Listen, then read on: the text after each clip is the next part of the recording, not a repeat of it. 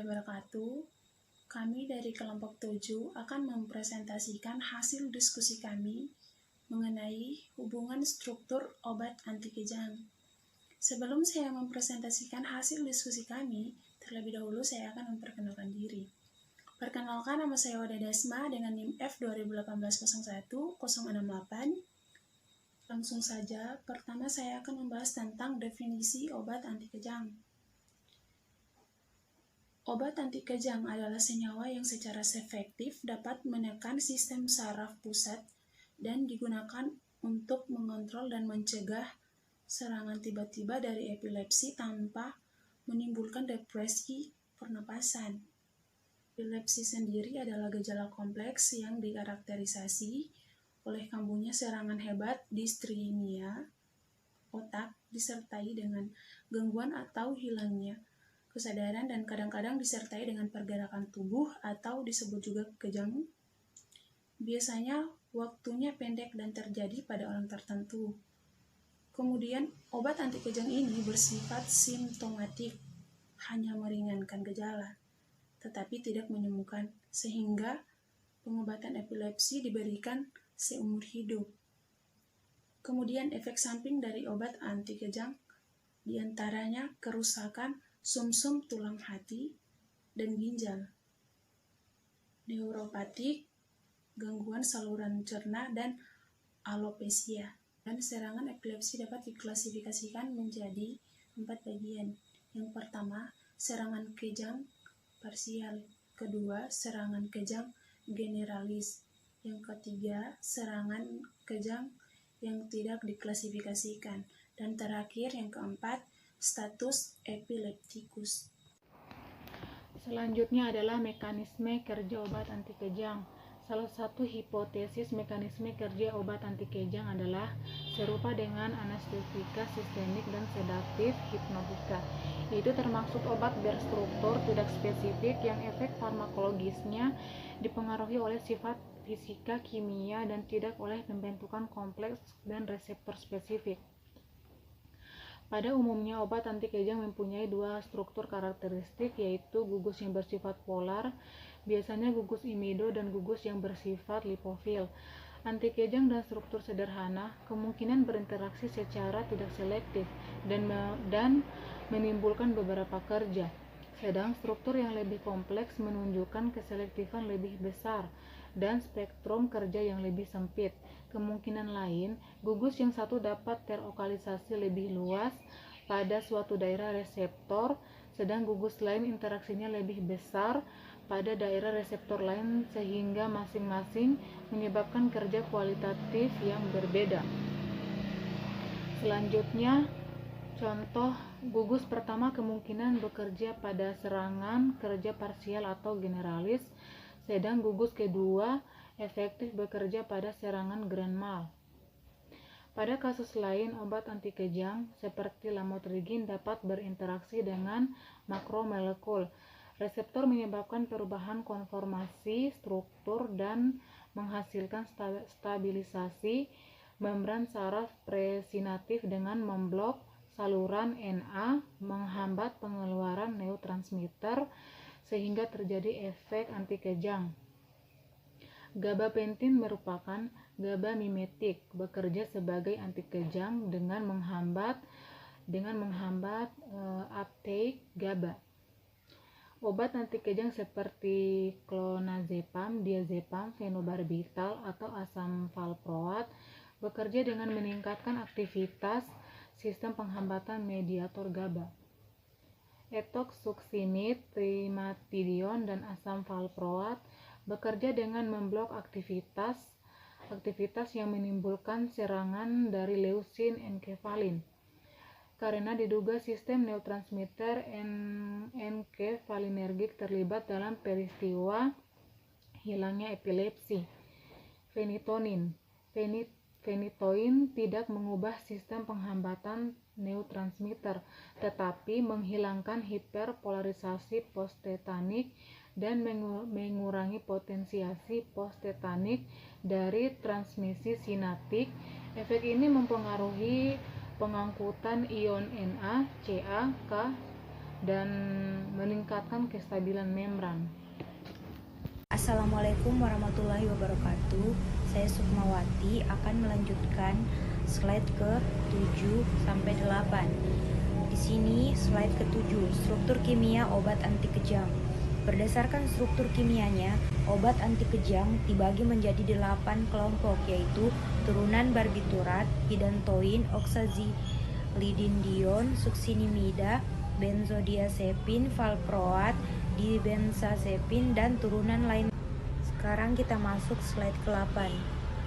Yang pertama, turunan barbiturat.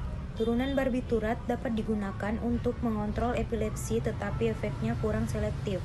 Turunan ini efektif terutama untuk mengontrol serangan grand inal dan parsial psikomotor serangan petit inal.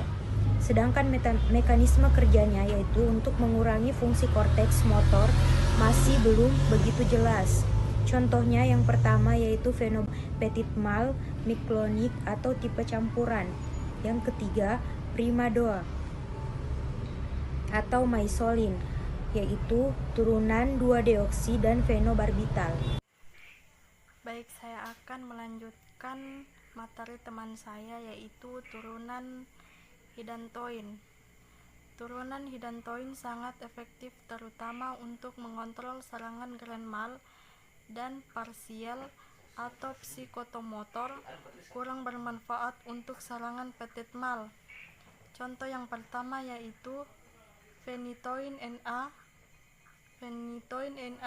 difenihidantion NA di lantin adalah anti kejang dengan sifat sedatif sangat rendah. Phenytoin aktivitas untuk mengontrol Selanjutnya, turunan oxazolidindion. Turunan oxazolidindion efektif untuk pengobatan serangan petit mal dan tidak efektif terhadap serangan grand mal. Turunan ini menimbulkan efek samping seperti iritasi lambung, pusing, mual, dan gangguan penglihatan. Yang lebih serius, dengan menimbulkan anemia aplastik dan depresi sumsum tulang belakang dan kerusakan ginjal. Contoh struktur turunan oxazolidindion yang pertama, trimetadion. Trimetadion adalah praobat dalam tubuh dimetabolisis atau N-demetilasi menjadi senyawa aktif dimetadion. Trimetadion diabsorpsi di dalam saluran cerna dengan cepat. Waktu pora plasma kurang lebih 16 jam.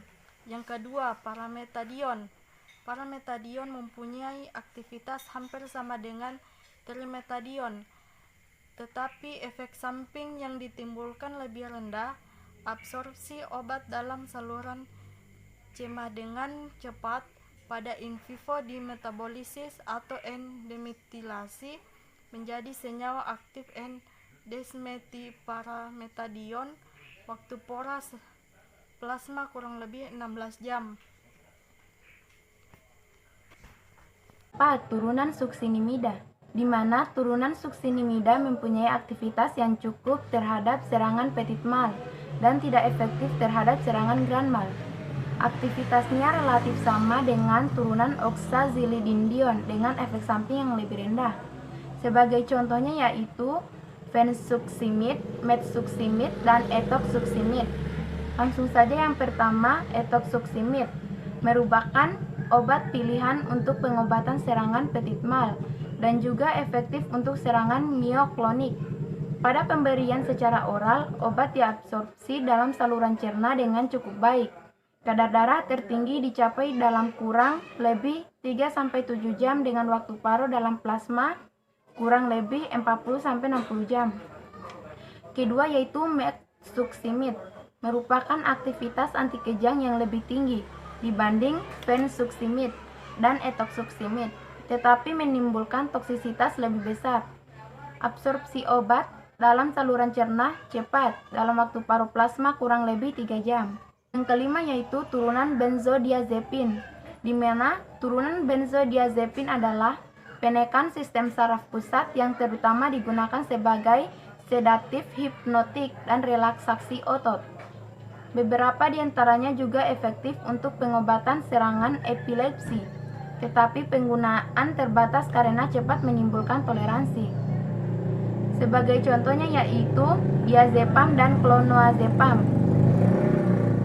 Langsung saja yang pertama diazepam, yaitu efektif untuk pengobatan status epileptikus akut bila diberikan secara parenteral. Masa kerjanya pendek, sehingga untuk pengontrolan jangka panjang kurang efektif.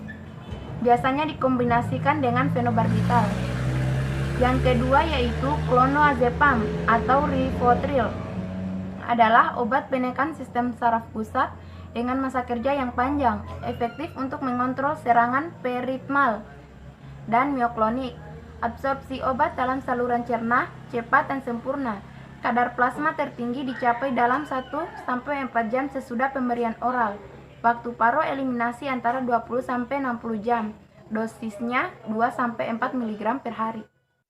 Baik, saya akan menjelaskan turunan asam valproat, di mana turunan asam valproat digunakan untuk anti kejang, yang antara lain adalah asam valproat dan valpromid.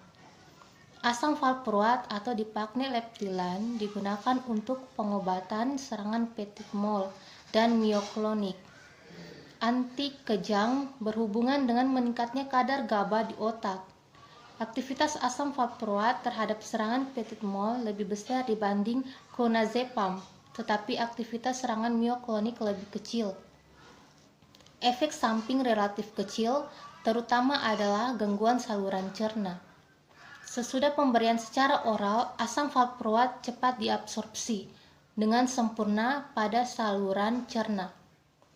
Sesudah pemberian secara oral, asam valproat cepat diabsorpsi dengan sempurna, yaitu dengan kadar darah tertinggi dicapai dalam waktu 1,5-2 jam dengan waktu paro dalam plasma kurang lebih 12 jam. Dosis awal 5-15 ml per kilogram berat badan per hari dalam dosis terbagi.